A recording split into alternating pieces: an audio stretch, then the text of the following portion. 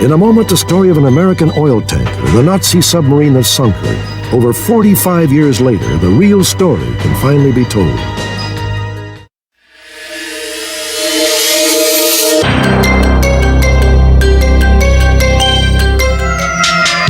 December 7th, 1941.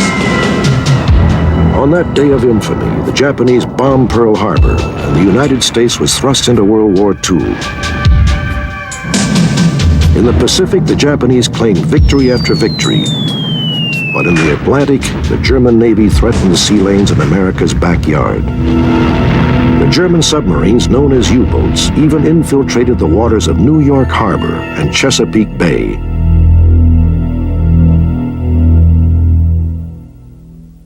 In 1941, 39-year-old William Betts, a father of two boys, was captain of the Muskogee, a tanker that transported crude oil up and down the Atlantic coast. The oil was vital to the burgeoning war effort. Because Betts had no time to go home to his family, Ellen, his wife, would go to him. On February 2nd, 1942, 2 months after Pearl Harbor, the Muskogee was preparing to leave its home port. William and Ellen exchanged what would be their final farewells. Ellen returned home to her sons and waited for word of her husband. Are you Mrs. Betts? I have a telegram for Mrs. William Betts. I received a telegram from the company saying that the ship was probably lost on its way north. And that is all they said. They didn't know anything. Ellen had no idea what happened to her husband, the father of her two boys. 1 year later, the older son, George, was drafted into the military, but he remained haunted by his father's unknown fate. For 13 years, there was no clue. Then, in 1955, in a strange coincidence, a friend at work showed him a book about German submarines called the Sea Wolves, and George had his first clue as to what happened to his father.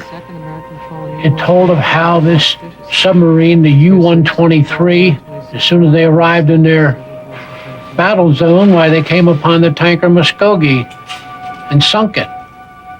After I got done work that day, I hopped in my car and rode north to my mother's home to see if I could find out if that's where the Muskogee had come from, was Wilmington.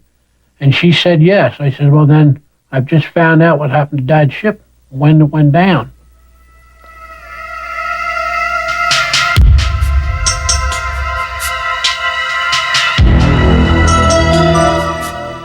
The Muskogee was just one of the 413 ships sunk by German U-boats in 1942. 29,000 merchant sailors lost their lives, among them the 34 missing mariners of the SS Muskogee. These are photographs taken from the deck of the German submarine, the U-123, only minutes after it torpedoed the Muskogee.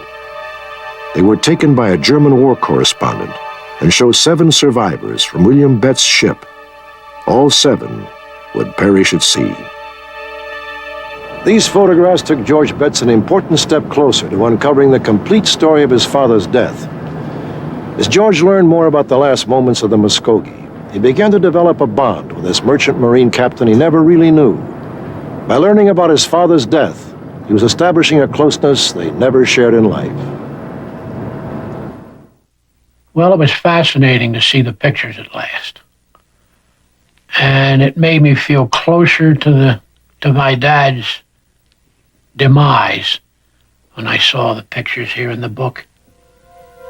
I naturally looked to see if I could recognize my father on the raft, but I didn't see him there, and I could quite understand it because the basic rules of sea are that the captain sees that all able-bodied men are off the vessel before he leaves it. So therefore, I felt it was a safe assumption that my dad went down with his ship. In 1979, George contacted the National Archives in Washington, D.C., and obtained a microfilm copy of German war records, including the captain's log of the U-123.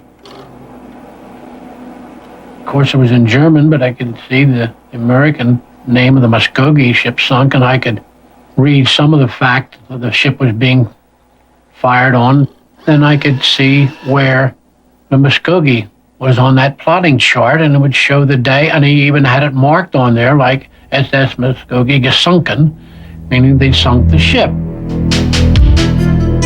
Captain Reinhard Hartigan commanded the U-123 through most of the war.